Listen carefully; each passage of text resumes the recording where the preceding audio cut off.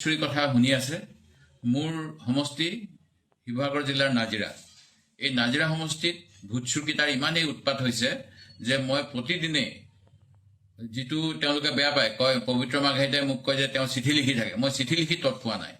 প্ৰথম কথা হ'ল, মোৰ সমষ্টিটোত মই শিৱসাগৰ সমষ্টিৰ যিহেতু মানুহ, আমি শিৱসাগৰ সমষ্টিৰ এটা বিশেষ আহোমৰ ৰজাৰ দিনৰ পৰাই এটা গুণ আছে যে ইয়াত ধৰ্মীয় ভেদাভেদ বেছি নচলে।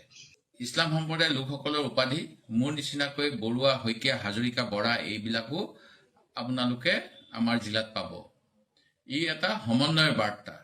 যিটো সমষ্টিত এজনো ডি ভোটাৰ নাই, অৰ্থাৎ সন্দেহজনক ভোটাৰ নাই, তাৰ পৰা কাটিবলৈ BLO সকলক ভাবুকি দি বা BLO সকলৰ অজ্ঞাতে নিজেই ফৰ্ম জমা দি অনলাইন কৰি এটা হাহাকাৰ পৰিস্থিতিৰ সৃষ্টি কৰিছে।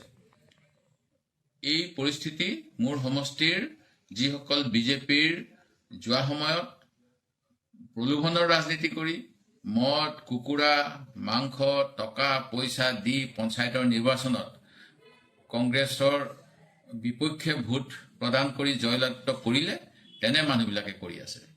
আৰু এই ক্ষেত্ৰত লেঙিবৰ পঞ্চায়তৰ দুলাল তাছা, শিমলগুৰি নগৰৰ কবিতা মেচ, ক্ষীৰোদ হেনচোৱা, আৰু ইতিমধ্যে মই কৈছোঁ একেজনমানৰ নাম যোৱাকালি, নপামবাৰতীৰ অজয় বৰুৱা, জ্যোতি কুৰ্মী, এনেকৈ বিজেপিৰ নেতা কৰ্মীসকলে উৎপাত কৰি ইছলাম ধৰ্মাৱলম্বী অসমীয়া মানুহবিলাকৰ নাম কাটিব বিচাৰিছে। আৰু বিজেপি দলৰ যি ইমান আঁচনি কৰি থাকে, আঁচনি দিয়াৰ পিছতো তেওঁলোকে কিয় ভোট পাম বুলি নিশ্চিত হ'ব নোৱাৰে। আমি ইতিপূৰ্বেই কৈছিলোঁ, প্ৰতিটো সমষ্টিৰ পৰাই আমাৰ অসমীয়া ভোটাৰ 10,000কৈ নাম কৰ্তনৰ ব্যৱস্থা কৰিছে আৰু অসমীয়া নজনা অন্য ভাৰতীয় লোকৰ নাম 10,000কৈ অন্তৰ্ভুক্ত কৰাৰ প্ৰচেষ্টা হাতত লৈ আছে, যাৰ যোগেৰে অসমত তেওঁলোকে অনা অসমীয়াৰ এখন চৰকাৰ বিজেপিৰ নেতৃত্বত অহা সময়ছোৱাত গঠন কৰিব বিচাৰে।